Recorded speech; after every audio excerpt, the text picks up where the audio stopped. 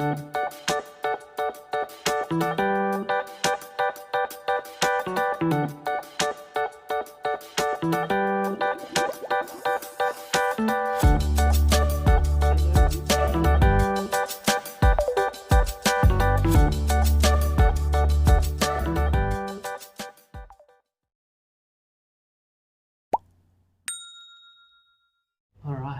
hello YouTube. So today we've got a really interesting video.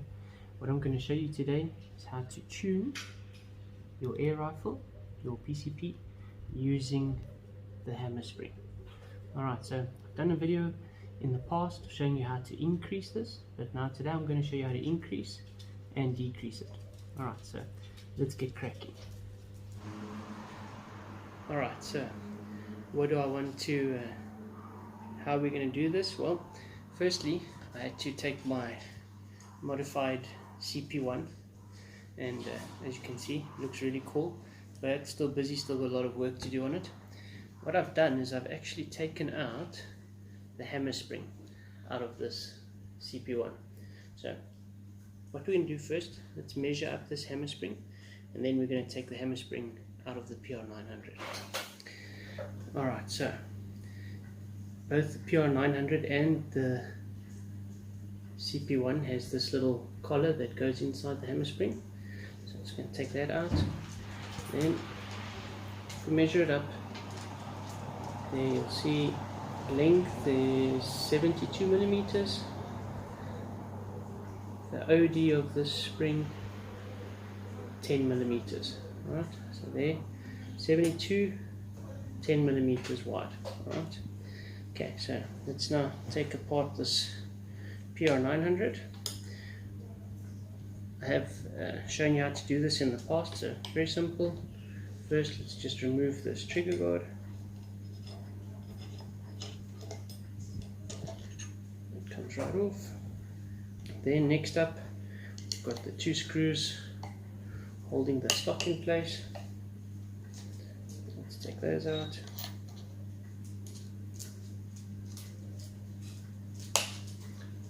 Remember, when you do this, even if you don't make any changes, you're going to need to re-zero your gun.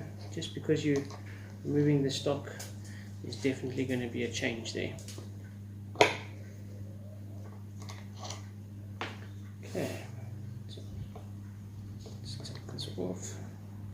Let's put that one side. Alright, so there you see, PR900 stock is off.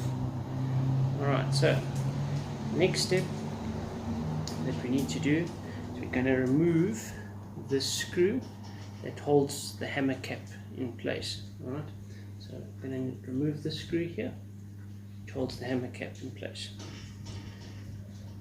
So this is a 3mm Allen key, very simple. This so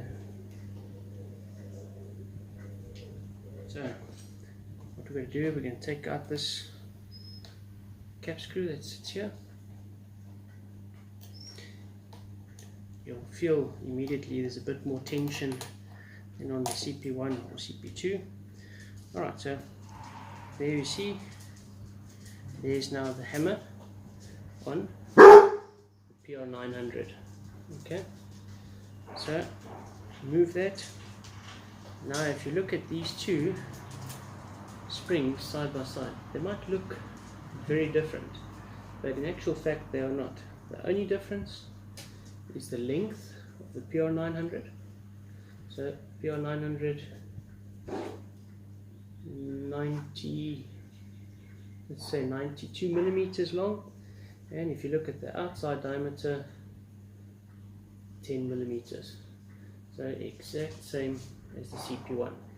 So all that's happening, remember, the moment we stretch the spring, what's happening is we're actually pre-tensioning the spring, because it now needs to work harder to compress that spring compared to this little one that doesn't need to work as hard.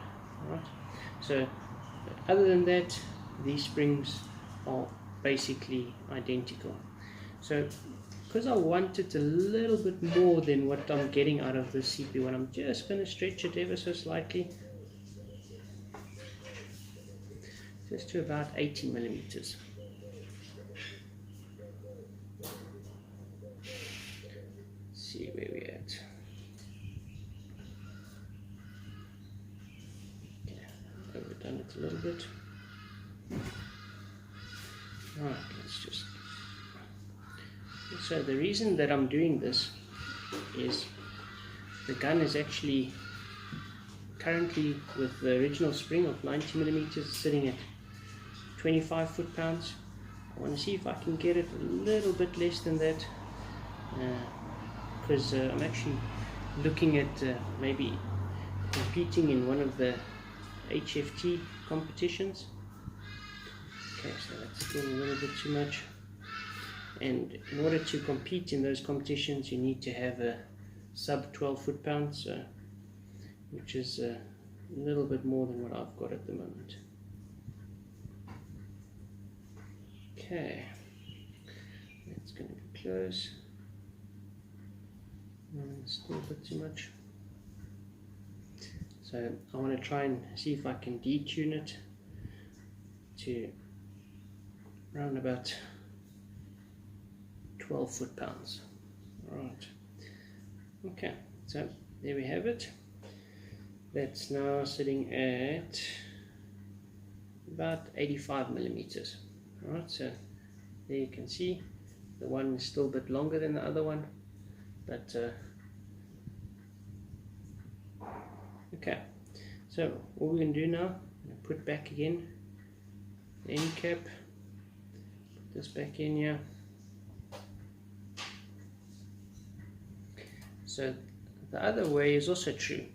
If you want to increase your feet per second, obviously we just do the opposite of what we've just done. So if you want to increase your feet per second, just increase the length of the spring. If you want to decrease, you just decrease the length of the spring. And this is in fact how most high-end PCPs are also tuned. So what they do, either change the length of your spring. So what they have is usually they've got an adjustment mechanism that's here on the side, either on the side here or at the back, and that actually pre-tensions or releases the pre-tension on the hammer spring, which gives you more feet per second or less feet per second. The other option you have to tune your air rifle is to actually increase or decrease the space between the hammer and the hammer pin that it's going to strike. So what that does, if you increase the space, it means it takes longer for the hammer to travel and it will not push it as far back. So that means get less gas. If you decrease that space, then that means when the hammer hits, it can actually travel a little bit further, opens that valve a little bit more, allows more air to pass through. So those are the two easiest ways to tune your gun. What you can also do on this, the same as the CP2, is to actually insert a small little spacer in your hammer, and that will also give you more feet per second. But obviously this time I want to try and get a little bit less feet per second. Right, so I've got that back together now. I'm going to put back the stock and then we can test it out.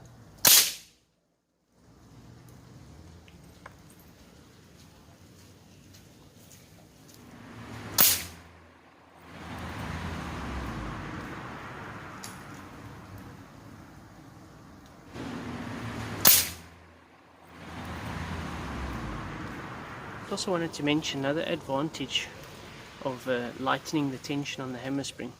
Yes, you're going to get less power, but you'll definitely get more shots per fill as well. So just something to remember. Alright guys, see you next time. Cheers.